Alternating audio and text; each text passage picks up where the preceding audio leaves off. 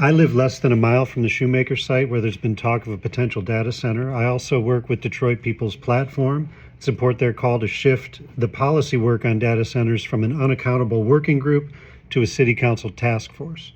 In March, you all voted 6-2 to pass a resolution brought by Councilmember Benson calling for a 2-year moratorium on data center permits. Though widely covered in the media, the mayor has not taken action and there is no moratorium. This has created confusion and a false sense of security for some residents who believe protections are already in place.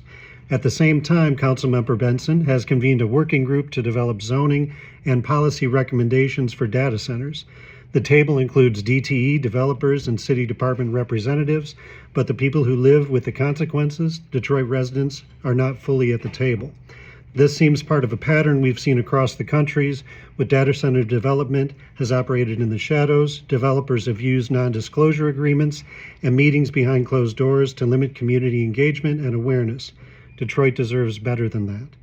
Under the council's own rules of order, a working group carries no formal obligation for public notice, no requirement for accessible records, and no binding accountability to the residents in the city.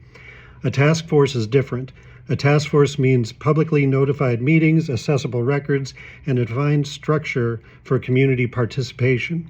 Detroit is a majority black city, a documented history of industrial pollution concentrated in our neighborhoods. Any process for regulating data centers here must be built on transparency, community power, and not a closed table. We're not asking for something new. We're asking for this council to use tools it already has, reconstitute this working group as a formal task force under your own rules of order. Make this process worthy of the city it's supposed to serve. Thank you.